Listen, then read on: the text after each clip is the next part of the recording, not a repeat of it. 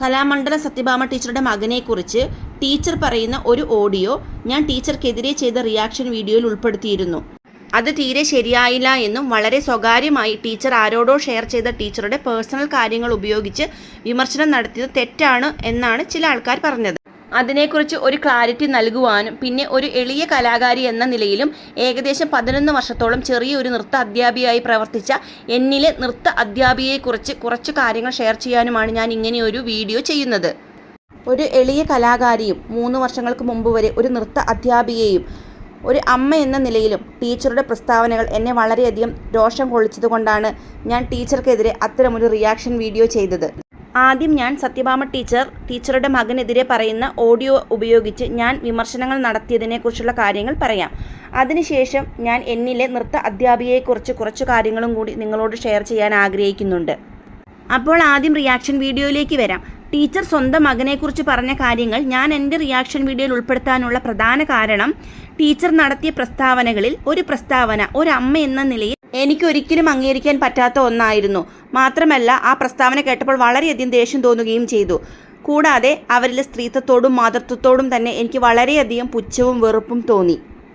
ആ പ്രസ്താവന പെറ്റമ്മ പോലും അവൻ്റെ മുഖം കണ്ടാൽ സഹിക്കില്ല എന്നതായിരുന്നു. പക്ഷേ പെറ്റമ്മ പോലും മുഖം കണ്ടാൽ സഹിക്കില്ല എന്ന് പറയുന്നതിന് മുമ്പ് ദൈവം പോലും എന്ന് പറഞ്ഞ് അവർ നിർത്തുന്നുണ്ട്.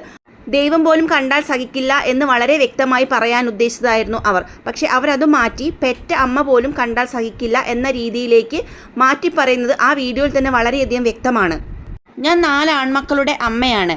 എൻ്റെ കുഞ്ഞുങ്ങളിൽ ഏതെങ്കിലും ഒരു കുഞ്ഞിനെക്കുറിച്ച് നാളെ ഒരു സ്ത്രീ വന്ന് സമൂഹത്തിന് മുന്നിൽ പബ്ലിക്കായിട്ട് എൻ്റെ കുഞ്ഞിൻ്റെ മുഖം കണ്ടാൽ പെറ്റ തള്ള സഹിക്കില്ല, ദൈവം സഹിക്കില്ല എന്ന് പറയുകയാണെങ്കിൽ അത് കേൾക്കുന്ന എൻ്റെ കുഞ്ഞ് എത്രത്തോളം മാനസികമായി വിഷമിക്കും. ആ കുഞ്ഞിനെ നൊന്ത് പ്രസവിച്ച അമ്മയായ എന്നെയും അത് വളരെയധികം മാനസികമായി തകർക്കുകയും വേദനിപ്പിക്കുകയും ചെയ്യും. ഞാനീ പറയുന്നത് എൻ്റെ മാത്രം കാര്യമല്ല. സമൂഹത്തിൽ നിന്നും ഇത്തരം ദുരാനുഭവം നേരിടേണ്ടി വരുമ്പോൾ, ഇത്തരം വളരെ മോശം പ്രസ്താവനകൾ കേൾക്കേണ്ടി വരുമ്പോൾ അത് ഏതൊരു അമ്മയെയും ഏതൊരു മകനെയും വളരെയധികം വേദനിപ്പിക്കും. ഇത്ര ക്രൂരമായി സംസാരിക്കാൻ സത്യഭാമ ടീച്ചറെ പ്രേരിപ്പിച്ചത് ആ സ്ത്രീയുടെ മനസ്സിലെ ദുഷ്ടത തന്നെയാണ്. അതിൽ യാതൊരുവിധ സംശയവുമില്ല. ഒരു പക്ഷേ അവരുടെ മകനിൽ നിന്നും വിഷമങ്ങൾ നേരിടുന്നുണ്ടാകാം. അതുകൊണ്ടാകാം അവർ മകനെക്കുറിച്ച് ഇത്തരത്തിൽ ആരോടൊക്കെയോ അവരുടെ പേഴ്സണൽ കാര്യങ്ങൾ ഷെയർ ചെയ്തത്. ഒരു പാവം സ്ത്രീയാണ്, മനസ്സിൽ നന്മയുള്ള ഒരു സ്ത്രീയാണ് അവരെങ്കിൽ മകൻ്റെ ഭാഗത്തുനിന്നും നേരിടുന്ന കാര്യങ്ങൾ മറ്റാരോടോ ഷെയർ ചെയ്ത ഓഡിയോ എടുത്ത് അവരെ മാനസികമായി തകർക്കാനോ അവരെ പരിഹസിക്കാനോ അപമാനിക്കാനോ ആയി ഞാൻ ഒരിക്കലും അത്തരത്തിലൊരു വീഡിയോ ചെയ്യില്ലായിരുന്നു. കാരണം ഒരമ്മയുടെയും സ്ത്രീയുടെയും വേദനകൾ മനസ്സിലാക്കാനും ഉൾക്കൊള്ളുവാനും എനിക്ക് സാധിക്കും. ഇന്ന് സോഷ്യൽ മീഡിയ വഴി സമൂഹത്തിൻ്റെ പല ഭാഗങ്ങളിൽ നിന്നും പലരും ഒരുപാട് വിഷമങ്ങൾ എന്നോട് തുറന്ന് സംസാരിക്കാറുണ്ട്. ഇന്ന് സോഷ്യൽ മീഡിയ വഴി പല സ്ത്രീകളും എന്നിലേക്ക് വന്ന് അവരുടെ സ്വകാര്യമായിട്ടുള്ള പല നിമിഷങ്ങളും പങ്കുവയ്ക്കുകയും പല രീതിയിലുള്ള വിഷമങ്ങൾ ഷെയർ ചെയ്യാറുമുണ്ട്. മാനസികമായിട്ട് സ്ത്രീകളെ ശക്തിപ്പെടുത്താനും മെൻ്റലി സപ്പോർട്ട് ചെയ്യുവാനും ഡിപ്രഷൻ പോലെ അവസ്ഥകളിൽ നിന്ന് കരകയറുവാനും വേണ്ടി ഇത്തരം ആൾക്കാർക്ക് വേണ്ടി ഞാനൊരു വാട്സപ്പ് ഗ്രൂപ്പ് തുടങ്ങുകയും ഏകദേശം 30 പേരോളം ആ ഗ്രൂപ്പിൽ നിലവിലുണ്ട്.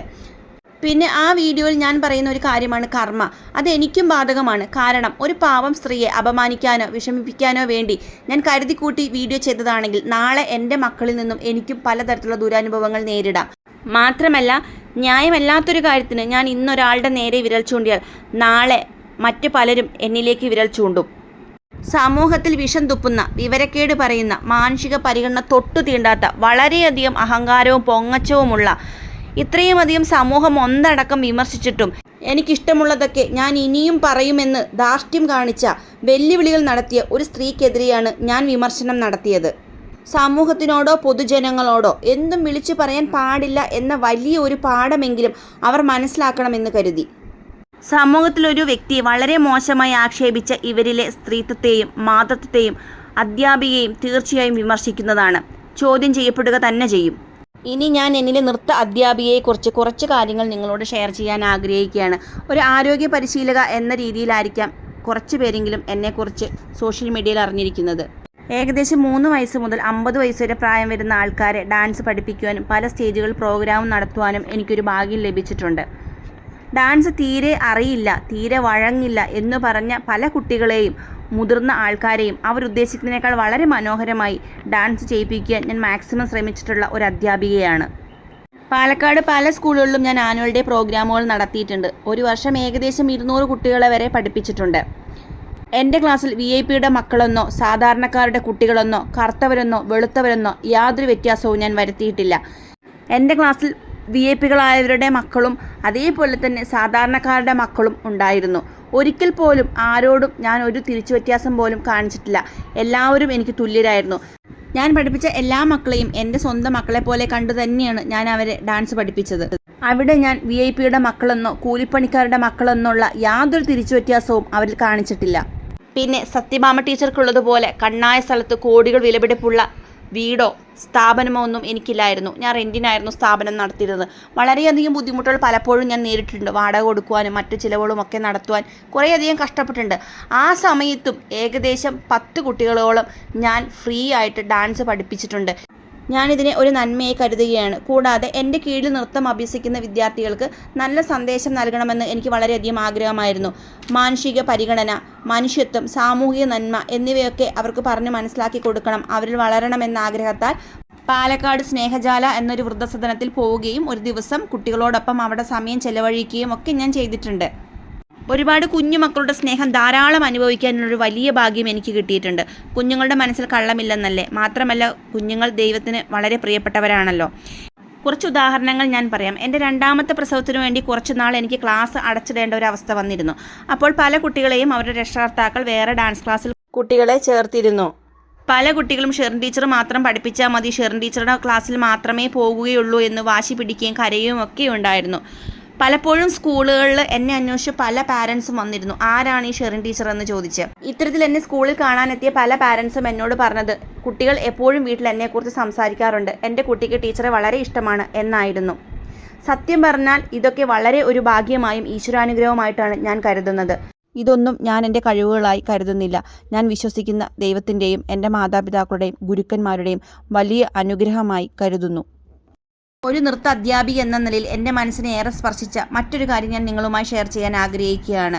കോവിഡ് വന്നതോടുകൂടി ഞാൻ എൻ്റെ ക്ലാസ്സുകൾ സ്റ്റോപ്പ് ചെയ്തു. കൂടാതെ ഞാൻ പാലക്കാട് നിന്ന് എറണാകുളത്തേക്ക് വരികയും ചെയ്തു. പക്ഷേ മുമ്പ് ഡാൻസ് ക്ലാസ്സിന് വേണ്ടി ക്രിയേറ്റ് ചെയ്ത ഗ്രൂപ്പിൽ ഏകദേശം 30 മെമ്പേഴ്സോളമുണ്ട്. ആ ഗ്രൂപ്പിലുള്ള മാതാപിതാക്കളും കുട്ടികളും എന്നെ ആത്മാർത്ഥമായി സ്നേഹിക്കുന്നവരാണ്. കാരണം ഇനി ഞാൻ പാലക്കാട് പോകാനും ഡാൻസ് ക്ലാസ് എടുക്കാനും സാധ്യതകൾ തീരെയില്ല. ആ ഗ്രൂപ്പിൽ നിന്ന് എല്ലാവരും ലെഫ്റ്റ് അടിച്ച് പോയതിനു ശേഷം ആ ഗ്രൂപ്പ് ഡിലീറ്റ് ചെയ്യാമെന്നായിരുന്നു ഞാൻ വിചാരിച്ചിരുന്നത്. പക്ഷേ കുറച്ച് പാരൻസ് എന്നോട് പറഞ്ഞത് ഗ്രൂപ്പിൽ നിന്ന് പോകാൻ തോന്നുന്നില്ല, ഈ ഗ്രൂപ്പ് ഒരിക്കലും ഡിലീറ്റ് ചെയ്യരുത് എന്നാണ്. സത്യം പറഞ്ഞാൽ അതെന്നെ വളരെയധികം ആശ്ചര്യപ്പെടുത്തുകയും സന്തോഷിപ്പിക്കുകയും ചെയ്തു. ഒരു നൃത്ത അധ്യാപിക എന്ന നിലയിൽ ഞാൻ പഠിപ്പിച്ച കുട്ടികളുടെ മനസ്സിലും അവരുടെ രക്ഷകർത്താക്കളുടെ മനസ്സിലും എനിക്ക് ഒരു സ്ഥാനമുണ്ട് എന്നറിഞ്ഞതിൽ എനിക്ക് ഒരുപാട് സന്തോഷമുണ്ട്. അതിന് ഏറ്റവും വലിയ തെളിവാണ് ഡാൻസ് ക്ലാസ് ഞാൻ സ്റ്റോപ്പ് ചെയ്തിട്ടും ആ ഗ്രൂപ്പ് ഇപ്പോഴും നിലനിൽക്കുന്നത്. ഈ ഗ്രൂപ്പൊന്നും ലെഫ്റ്റ് ആവാനോ ഇതാവാനോ തോന്നുന്നില്ല. കാരണം മോൻ ആദ്യമായിട്ട് ഒരു ഡാൻസ് ഇതിൽ വന്ന് ആദ്യത്തെ ഗുരുവാണ്. പിന്നെ ഇതുവരെ വേറെ ഗുരുവില്ല. അവൻ സ്വയം തന്നെ യൂട്യൂബ് നോക്കി പഠിക്കുകയാണ്. അപ്പോൾ അതിൻ്റെ ഒരു നൊസ്റ്റാൾജിയ ഫീലിങ്ങും എല്ലാം ഉണ്ട്. അപ്പോൾ അത് കാരണം എല്ലാവരെയും ഓർക്കാറുണ്ട്. മോൻ ഇങ്ങനെ കളിച്ചപ്പം അതിൽ അവൻ യെല്ലോ അത് മുണ്ടെടുത്തത് അന്ന് ഡാൻസ് പ്രോഗ്രാമിന് ലുങ്കി ഡാൻസിനാണ് തോന്നുന്നു. അപ്പോൾ ഇതിനോ അങ്ങനെ അത് കളിച്ചതാണ്. അപ്പോൾ അതിന് മുണ്ട് ഞാൻ ഇപ്പോഴും എടുത്ത് വെച്ചിട്ടുണ്ട്. അപ്പോൾ അത് തന്നെ കെട്ടിക്കൊടുത്തത് ഇന്നലെ. അപ്പോൾ എനിക്കത് എന്തോ ഇങ്ങനെ ഷെറിൻ മാഡത്തിനെ കാണിക്കണം, ഗ്രൂപ്പിൽ ഇടണം എന്തോ എനിക്ക് വെറുതെ ഇപ്പോൾ പെട്ടെന്ന് തോന്നിയപ്പോൾ അങ്ങനെ ഇട്ടതാണ്. അതുപോലെ വേറെ കുട്ടികൾ കളിക്കുന്നുണ്ടെങ്കിലൊക്കെ ഇടുക. നമ്മൾ അവിടെ ആ സമയത്ത് കുറേ പേരൊക്കെ ആയിട്ട് കണ്ടതും സംസാരിച്ചതൊക്കെ ആണല്ലോ. അപ്പോൾ ഒരു ഓർമ്മയ്ക്ക് ഇതൊക്കെ ചെയ്യുന്നത് നല്ലതാണ്. ഞാൻ ഈ എറണാകുളത്തെ പ്രോഗ്രാം ചെയ്തത് ഞാൻ കണ്ടിരുന്നു, യൂട്യൂബിൽ കണ്ടിരുന്നു, ലൈക്ക് ചെയ്തു. ഞാൻ മോനെ കാണിച്ചു, ഹസ്ബൻഡിനെ കാണിച്ചു, ഷെറിൻ മാഡത്തിൻ്റെ മോനും അച്ചും പിന്നെ ആരായിരുന്നു എനിക്ക് എത്ര ഓർമ്മ കിട്ടണില്ല. അപ്പോൾ അവരും ഇതേ കോസ്റ്റ്യൂം ആയിരുന്നല്ലോ. ഞങ്ങൾ എന്നിട്ട് ഞങ്ങൾ 3 പേരും അത് ഡിസ്കസ് ചെയ്തിരുന്നു. മറ്റ് ഫേസ്ബുക്കിലാണെങ്കിലും ചാറ്റസിലാണെങ്കിലും മാഡത്തിൻ്റെ എല്ലാ അതും കാണാറുണ്ട്, അറിയാറുണ്ട്. മോനും ഒക്കെ ഞാൻ അതുപോലെ കുഞ്ഞുവാവകളെയൊക്കെ മോന് കാണിച്ചു കൊടുക്കാറുണ്ട്. പിന്നെ വീട്ടിൽ വേറെ ഞങ്ങളുടെ ഗ്രാൻഡ് പാരൻസും ഹസ്ബൻഡിൻ്റെയും എല്ലാവരും വന്ന് നമ്മൾ പ്രോഗ്രാമിനൊക്കെ വന്ന് എല്ലാവരും ചോദിക്കാറുണ്ട് ഇപ്പോൾ എവിടെയാണ് അവർ ഒക്കെ. അപ്പോൾ ഞങ്ങൾ ഇങ്ങനെ കാണിക്കാറുണ്ട്, കുഞ്ഞുകുട്ടികളൊക്കെ ആയിട്ട് ഇങ്ങനെ ഇരിക്കുകയാണ് എന്നിട്ട് ഞാൻ ഫോട്ടോസൊക്കെ കാണിക്കാറുണ്ട്. മോനും കാണാറുണ്ട്. മോനും കുഞ്ഞുവാവകളുടെ ഇടയ്ക്ക് സ്റ്റാറ്റസ് ആയിട്ട് ഇടാറുണ്ടല്ലോ ഓരോ റീൽസ്, അതൊക്കെ ഞാൻ കാണിക്കാറുണ്ട്. മോനത് ആസ്വദിക്കാറുമുണ്ട്. ഞങ്ങളെല്ലാവരും കാണാറുണ്ട്. എവിടെയായാലും നന്നായി ജീവിക്കുക. അതുപോലെ ഈ ഗ്രൂപ്പിൽ മാഡം ഇങ്ങനെ ഇടുമ്പം സ്റ്റാറ്റസ് കാണാത്തവരാണെങ്കിലും മാഡം ഇങ്ങനെയൊക്കെ ചെയ്യേണ്ടതെന്ന് അറിയുമ്പോൾ അതിൽ സന്തോഷം തന്നെയാണ്. നല്ല രീതിയിൽ മാഡത്തിന് അവിടെയും നല്ല നല്ല പ്രോഗ്രാമുകളും എല്ലാം ചെയ്യാൻ ദൈവം അനുഗ്രഹിക്കട്ടെ. എപ്പോഴെങ്കിലും ഞങ്ങളും എറണാകുളത്തൊക്കെ വരുമ്പോൾ ഞങ്ങൾ അവിടെ വന്ന് കാണാൻ ശ്രമിക്കാം. ഞങ്ങൾ പാലക്കാടുകാരായതുകൊണ്ട് എറണാകുളത്ത് വല്ലപ്പോഴും വലിയൊരു അത്യാവശ്യ കാര്യങ്ങൾക്കൊക്കെ ആയിരിക്കും വരിക. ഞങ്ങൾ എല്ലാവരെയും ഇപ്പോഴും നല്ല രീതിയിൽ ഓർത്ത് വെക്കുന്നതിനും ഇടയ്ക്ക് കുഞ്ഞുങ്ങളൊക്കെ ഒന്ന് വലുതാകുമ്പോൾ പാലക്കാട്ടേക്ക് വരും.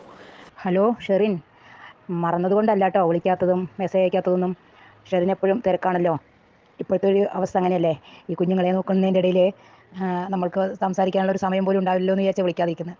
എപ്പോഴും മിക്ക സമയങ്ങളും ഞങ്ങൾ പറയും വടക്കന്തറ വേല അടുത്ത വർഷം വരുന്നുണ്ടല്ലോ, ഷെറിൻ ഉണ്ടായിരുന്നെങ്കിൽ നമ്മുടെ ഒരു പ്രോഗ്രാം അവിടെ ഉണ്ടായിരുന്നേനെന്ന്. അതുപോലെ നമ്മൾ പുത്തൂർ അന്വേഷിച്ചിരുന്നു. അതൊന്നും നമുക്ക് ചെയ്യാൻ പറ്റാത്തൊരു കാര്യങ്ങളാണ്. പീയൂഷ് ഇപ്പോൾ ഡാൻസ് പഠിക്കുന്നുണ്ട്, എന്നാലും അപ്പോഴൊക്കെ ഞാൻ ക്ലാസ്സിൽ ചെന്നാലും പറയും നമ്മുടെ പ്രോഗ്രാം നടന്ന കാര്യങ്ങളും പറയും. ഉണ്ടായിരുന്നെങ്കിൽ നമുക്ക് ഇവിടെ ഷെറിൻ്റെ ക്ലാസ് ഉണ്ടായിരുന്നെങ്കിൽ നമ്മളിപ്പോൾ എവിടെയെങ്കിലുമൊക്കെ ഓരോ പ്രോഗ്രാം നടന്നിട്ടുണ്ടായിരുന്നല്ലോ, അതൊരു സന്തോഷമായേനെ. ഇനിയും നമുക്ക് അങ്ങനെ ഒരു കാലം ഉണ്ടാവുമെന്ന് പ്രതീക്ഷിക്കാം അല്ലേ.